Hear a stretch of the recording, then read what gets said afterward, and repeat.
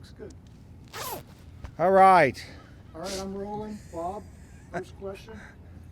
Okay, here we are in the San Francisco Bay, overlooking the beautiful, the eighth wonder of the world, and I'm talking to the infamous Chaz Ferrari, known as AKA Chaz Lap. AKA. So Chaz, first of all, where were you born? Actually, I was born in Oakland, California. Oakland, California. Yeah. A And- long time ago. And obviously you grew up there. Yeah, I grew up in Lafayette mostly. And were you an athletic child? Well, I was athletic. I wasn't in participatory sports. I wasn't much of a competitor, but I certainly competed with my brothers. In what sports? Oh, all kinds of sports. A lot of water sports, water skiing, surfing, swimming. Once I had one of my brothers blow out my eardrum when we were doing butterfly side by side at Lake Shasta. That was hilarious.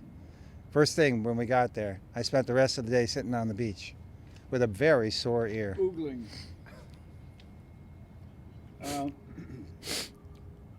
Did your athletic abilities come naturally? Yes, I would have to say that's probably true. So you're a natural athlete. Yeah, I'd say. Don't ask me to run. I'm good in the water. Did you have to work at these abilities? No, a lot of it was pretty natural. Yeah, it just came to me. Yeah.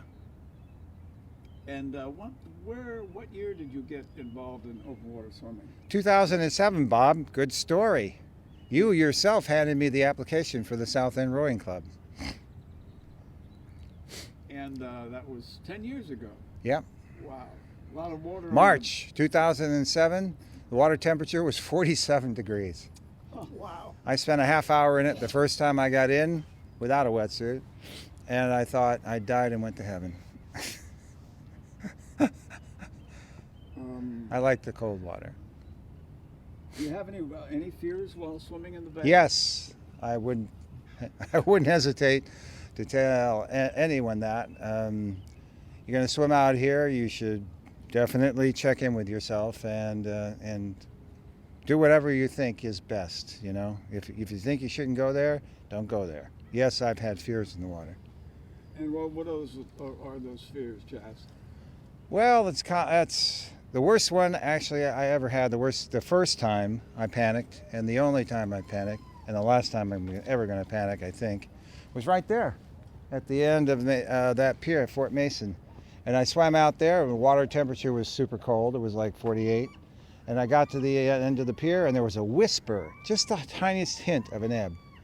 And that I realized, you know, it just worked on my head immediately. It took about 10 seconds to go from being able to swim to actually not being able to swim at all. Not using my arms and legs. That was a full-on panic attack. And what I learned from that is plan B, always have a plan B. And plan C. And C. I actually D do. And E. Well, I at least have a plan B and C. What was that? Oh, you know, over here you can go with the ebb and swim down to Gas House and get out of the water there. If you're at the Creekers, going the other way in a flood, well, that gets tougher. You know, plan B is a little tougher there, but if you have to, I guess you can swim over to Pier 39. But What do you think don't about recommend when you're it. swimming, Chaz? That's a good question, Bob. I think mostly about. I listen to the water, believe it or not, even with earplugs in. But I listen to the water moving by my head. You know, it's a different feeling. It's definitely a kind of otherworldly. I feel the water. I feel the coldness. I really enjoy all those sensations. I watch the sunrise. You know, there's so much aesthetically going on out here with the light all the time. Even right now, it's gorgeous out here. You know, I don't think so much as I'm just pulling in sensations. It's great. I love that. What do you wear when you're swimming, Chaz? Okay, well, I got the I wear a swimming suit, and I wear earplugs. I love the earplugs. They make me feel warmer. It's kind of psychological, but also they protect you from ear infections. So I use a neoprene cap, and over that neoprene cap, a color cap to be for visibility, and goggles, and that's all I wear. Oh, I also wear short lap swimming fins. Yeah, they give me a false sense of security. I love that. So what has changed in your life since you started swimming? Oh, that's a good question, Bob. Well, I'll tell you what, I don't think I've ever, in fact, I can tell you, I have never been as strong a swimmer as I am right now. That's definitely the truth. And progressively, in the 10 years I've been doing this, I become stronger and stronger swimmer. Stronger and faster, and probably my form's better even though I haven't taken any lessons for the form, but I've just observed and copied. Why did you choose swimming over other sports? Well, that's easy to answer. Swimming's low impact compared to, I mean, I can't run. Forget it, you know. Less expensive, cheaper? It's cheaper, yes. Yeah, absolutely. There's that too. But yeah, and the member of the South End Rowing Club, that could be one of the absolute best buys on the planet. In fact, it probably is. That and the Dolphin Club, in terms of clubs, you know, exercise clubs. Have you had any injuries while you're swimming in the bay? Never, in 10 years. I have not had an injury. The shoulders are great. They keep getting stronger all the time. I've never gone down the path of a bad pull, you know, to do anything to compromise the shoulders. I've even got a bad shoulder, right shoulder, from a couple of swan dives in snow skiing, where I really hurt myself pretty badly. And you know, that even my right shoulder is still good to go. I've never hurt myself out here. Well, aside from the occasional lacerations from a piling underneath the pier, but hey, I shouldn't be going there. Explain your favorite part of open water swimming and your least favorite part of open water swimming. Least favorite part. Oh, that would be getting into the water. Yeah, that's probably it for most everybody. And second, getting into the sauna, I imagine. The most favorite part of open water swimming is probably sitting at the creekers, watching, just hitting the timing perfectly for a beautiful sunrise in the morning. That could be, or sitting right out here, where you can actually see over the pier and see the colors from the sunrise. Yeah, that's good. And then when the sun's really, when it gets lit up, the clouds get lit up and you get a pink, orangish glow, you can see that reflected in the windows over there in Sausalito. It's just breathtaking. And then your eyes are this far off the water, you know, maybe even less than that far off the water.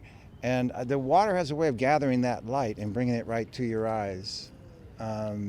It's phenomenal. You can't even explain it. How about swimming, you know, out and having the moon over here, up there, right? And it's still kind of dark, just twilight, let's say. And then over here on the other side, you got the sunrise starting up, you know. And I bilateral breathe, so sometimes I breathe on this side and I can see the moon, and sometimes I breathe on that side and I can see the beginning of the sunrise. This is beyond. I mean, that's you have no idea how beautiful that is unless you do it sometime and check it out. It's amazing. What is your favorite open water swim? Hey, Everything. but I'm not prejudiced, okay? But bar none, my favorite open water swim is the Chaz Lap. Could you explain that to us? Sure, the Chaz Lap. Well, lapping in a pool, right? That's where the name kind of came from. And you just have to define the pool, and then you understand the concept of the Chaz Lap. Well, the pool is defined by the opening of Gashouse Cove, which is behind me over that way, and the end of the breakwall over here, which is we call the Creekers. So that's the pool. That's the length of the pool. Plus, getting out to the pool, you have to swim from the beach out to the opening. And then you do the swim where you get to both ends of the pool and come back to the middle and then go back to the beach. And what you've done is kind of a lap from the middle of the pool, if you will, but you made the complete circle. That's my favorite swim, and that's what a Chaz lap is. What are the most important elements in open water swimming? Well, I'd love to say safety, but I would really, since I do a lot of this on my own, that the premier rule of swimming is don't swim by yourself. Oh well. But aside from that, a little faux pas on my part, to tell you the truth, things like stay close to the shore or an object that a boat wouldn't be around. Wear a light if you're out in the dark, in the early morning before the light hits. It's a good idea to wear a light for visibility. What else? Always have a plan B. Be aware that you can get into a panic. I don't care how good a swimmer you are. I've seen the best swimmers panic. Things like that. Plan B it out here. It's good. And I guess if I had to say to a newcomer out here, I would definitely recommend that you start slowly and work your way up. And then taper. Well, and then taper, as they say. Yeah, of course. Along those same lines, how do you enter the water? Very carefully. Well, I used to get right in. I notice I've slowed down on that a little bit lately. I get in up to my waist and then sort of sit there for about 2 or 3 minutes. And then finally, I do this though. I will exhale. I have this habit of exhaling when I hit the water. So I'll get a big breath in, and then as I exhale, I'll actually dive forward into the water. And it just seems to take some of the shock off of that for me. Everybody has their own way of doing that entry thing. What do you do after you get out of the water, Chaz? Well, I sit and talk to somebody on the beach for about a half hour. Head for the sauna. God bless the saunas and the showers. And on Fridays, folks, we do have this in the men's sauna in the South End. We have this little habit called the growler. Well, no, it's called beer actually, but it's Beer Friday in the men's sauna, and that's with this particular group of guys to get out of the water about 7:30. If you're, interested, come on down. We'll show you a good time. What water do you prefer to swim in, fresh or salt water, or brackish? Yeah, that's a really good question. After you've been out here in the brackish water for a while, what you realize is, and then, you go hit a lake, let's say, what it really comes across very quickly is how much help you get from buoyancy when you're swimming. It's actually much easier to swim in salt and brackish water than it is to swim in a fresh lake. That said, I wouldn't turn down a swim in Tahoe or Donner Lake for that matter.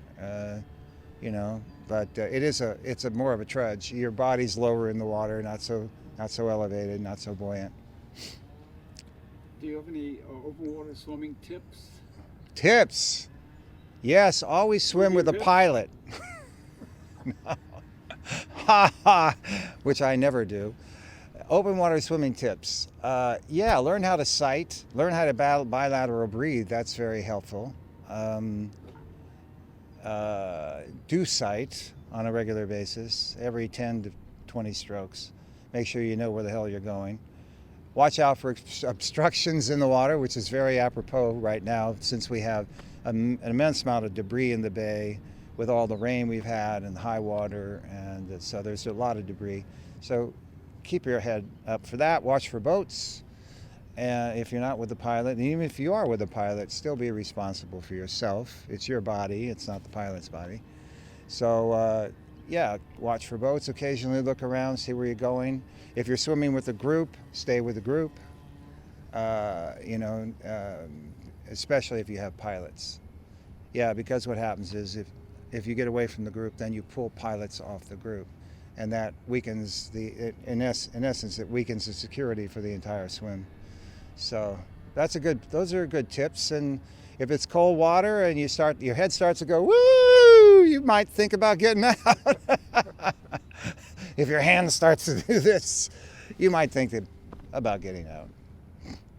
What's the best way to fuel or to eat during open water swimming? Yeah, the best way probably for those who can tolerate goo is to use goo or something like that. You can carry it in your suit, pouches of it, and then you just, open the pouch and eat the goo. Great. I cannot tolerate glue. It makes me want to hurl. So my best shot at feeding is to have somebody with me who has the feed, or leave the feed on land and keep coming back to the feed. But it's basically it's a mixed drink, protein, fruit, sugars, carbohydrates, that kind of thing. It works well for me. Maybe with a little chocolate powder in there, to kind of make the whole thing a lot better. Yeah. And how often do you fuel during swimming? Every half hour after the first hour, I'd say, works for me. Depends. Yeah, I've never done a swim in excess of 4 hours. So I don't know how this works after you get into 6 to 10 hours, but I would say every half hour would work for me, especially with a good rich mix, the liquid food mix. Yeah, and maybe an occasional candy bar. Okay, what's some of your future thoughts about swimming?